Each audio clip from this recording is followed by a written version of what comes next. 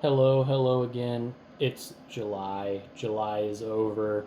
July was honestly a very long July. But I got a lot of books read in July. I read a lot of books in July. So let's just jump right into it. Right into it with Lord of Chaos by Robert Jordan. Lord of Chaos. This is, book 6 of the Wheel of Time. I really liked this one, even though there was not a lot of Perrin in it. We need more Perrin in these books, but this was a nice one in the sense that everybody, our three main boys kind of came together again, at least for a little while, and then they all, as always, split off to do their own thing. I'm taking a break from reading these. I'm not going to read another one of these until September because they're chunky, and I like the way Robert Jordan writes, but he's not an author I can just like speed read, so he's really slowing me down. But Lord Chaos, it was good. I liked it a lot, as always. It's Wheel of Time. I can't not like it. And then when I finished that, I also read the Silver Blood Promise by James Logan. I remember back when I was like really active on Book Talk and stuff. I remember people like talking up this book a lot, like, "Oh, this broke a big slump. This was such a slump breaker." If you've read fantasy before, you've read the Silver Blood Promise. It's not a bad book, but it's so like safe, I guess, is a good way to describe it. I really didn't feel like there was anything in this book that made me go like, wow, I've never read anything like this before in my life. Holy cannoli. Again, that's not a bad thing. It was still a good enough time. I'm probably not going to buy the sequel, but it was fine. A pretty by the numbers fantasy book, main character guy who's all gruff and grumpy and he can't keep his mouth shut, and then a little girl that softens him up. Who cares? Who cares? Stupid. And then speaking of stupid, I read Vampire Junction by S.P. Somtow. This was just a weird book. It's about this vampire named Timmy Valentine who is perpetually an 11-year-old, because why not? Right now he's a pop star,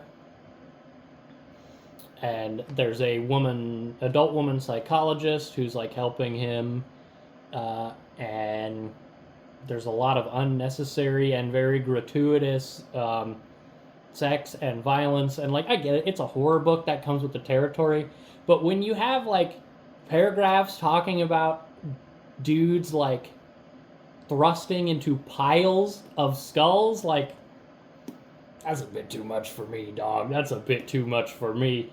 I don't know. This one's going to the used bookstore. I'm telling you that. Something that's not going to the used bookstore, though, was Dragon Teeth by Michael Crichton. Super good. This was published after his death. I liked this a lot. This was super fun. It was all the things I liked. It was cowboy times. It was archaeology. It was dinosaurs, because archaeology. It was just fun. I liked this a lot. I actually really liked this. I had no idea that the Bone Wars was even a thing until I read this book. So now I want to get some books on the Bone Wars, but this is essentially like historical fiction, like real-ish things, but not the actual real things. Michael Crichton, Dragon Teeth. Like I said, this was published after his death, so if you're a big Crichton fan and you somehow haven't read this, check it out. This was super good. I really, really enjoyed this. Super great palate cleanser after Vampire Junction. And I went with another palate cleanser because I'm being nice to myself right now, and we read Grave Peril by Jim Butcher. This is the third Dresden Files. It doesn't say on it, but I'm pretty sure this is the third Dresden Files book. Really good. I love Dresden Files. I love Jim Butcher. Harry is just a very fun little protagonist because he's grumpy, but it's, again, It's funny that I like this because this is also pretty like safe and schlocky and cliche almost to a degree, but I really didn't like Silver Blood Promise. But I feel like Butcher can get away with it because, like, I don't know, he's Jim Butcher. Because favoritism, it's a real thing. I have it, you have it, we all have it. And Jim Butcher is a part of my favoritism. Good book. And then we read The Metamorphosis by Franz Kafka after that because why not? Sometimes you got to read things a little difficult books. This was obviously this was like way more. This has like letters and essays and like deconstructions of the story. I did not read any of that. But as for the story itself, I thought it was fine. Like it's. I'm not going to sit here and talk about what I think the Metamorphosis is actually about because that's what everybody does. It's depression, by the way. It's very obviously, to me at least, a big old metaphor for depression, even though literary analysts go on and on about how, like, oh, it's not a metaphor because of these things he said. It's supposed to be a literal transformation. I'm talking about the things I said I wouldn't talk about. But this was fine enough. I've read better classics, but I've also DNF'd way worse classics. Yeah, good enough. Good enough. If you were more into, like, I don't know, literary analysis and sitting here and reading and all that gobbledygook, like, yeah, I get it. I could see why you'd like that. But as me, guy who just read it at face value and kind of like skimmed one or two of the post book discussions, I don't know. It's fine. It's not a bad story. It's just one of those stories that are like so part of the zeitgeist, I guess, in a way that I don't know. I'm not going to keep talking about it because I'm not talking about anything at this point. But a book I hated coming up next, the lowest rated book of the year. It was Confessions of an English Opium Eater and Other Literature. I did not read the other writings in this. I just read Confessions of an English Opium Eater, and I was like, wow, that sucked. So I didn't bother with the rest of it. But here's the thing. I don't read a lot of nonfiction. This is technically nonfiction. But I feel like also the problem is, like, even though this is a new version, because this was written in English in the first place, there's never been a translation. So a lot of the language is still very archaic, which I'm fine with archaic language every once in a while, but this just felt very almost too archaic. I don't know. It didn't vibe with me. I wasn't feeling it. Also, my copy of the book had like a lot of like marginalia and stuff in it. I think this was a school copy of the book because like a lot of these are from different hands and like certain things are underlined like 2 or 3 times. So I think this was a copy for like a high school class or something that a bunch of kids had just like passed down and written in over time. The word sus was in one of the margins, which was super weird. It was very jarring to read all this like archaic language about how bad but also cool opium is, and then just see like sus. That was the best part of the book to me, which is pretty funny, I guess. And then after that, we read Horror Movie by Paul Tremblay. Yeah, Tremblay. I really liked this. This was not what I thought this was going to be at all. And it was fun. It exceeded my expectations. It's essentially like, haunted movie like The Exorcist or what's that other one?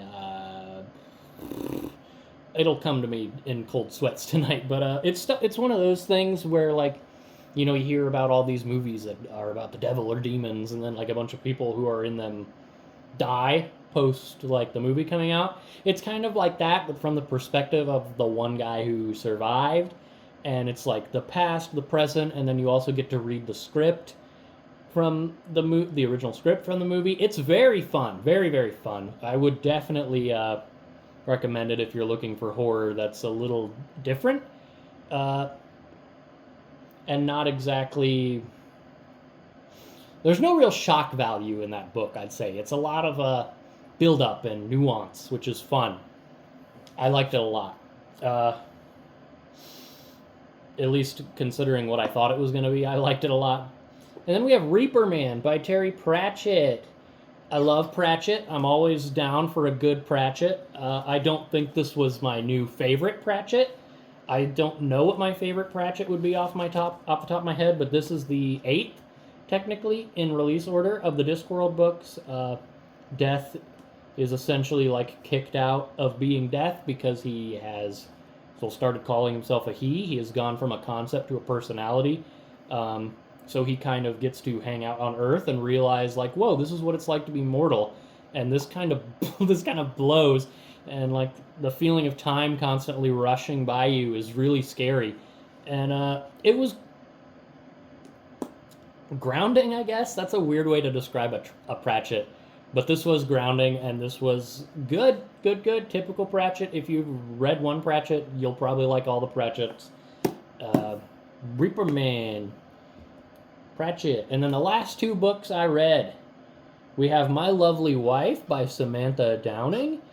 This was fine. It gave me big mommy blog vibes, which is something probably nobody who's watching this video has ever read, but that's fine. It's essentially like this husband and wife who spice up their marriage by killing people, and the ending is incredibly rushed. Like, the ending just socks you in the face. It came so fast. I did not expect it. I've read worse. I've read better. You know how it is at this point. And then the last book I read this month was Arsène Lupin, Gentleman Thief by Maurice LeBlanc, the first Arsène Lupin book.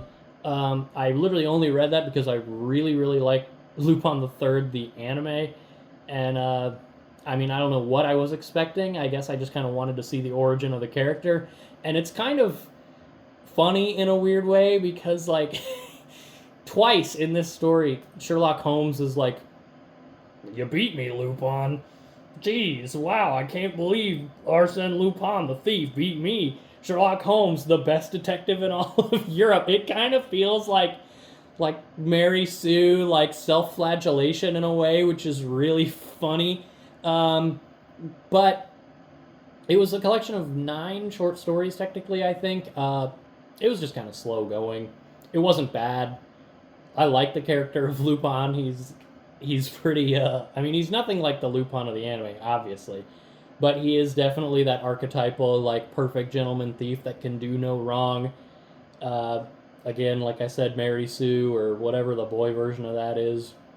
Gary Stu, I think is what they call it. Who cares? But anyway, yeah, July, I got a surprising, I think that was 10 books, 10 books. But yeah, good for me. I'm finally catching up. Putting Robert Jordan aside for a little bit, I think, is really, really helping in that sense.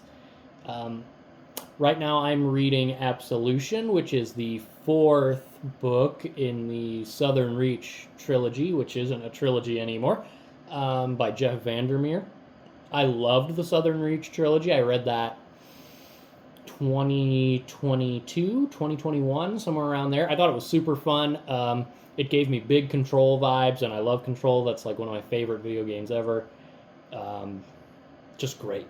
Great trilogy. So far, the 4th book isn't impressing me, but it's also been a long time since I've read the first 3, so I don't really remember, like, what this book is trying to close up loose end-wise.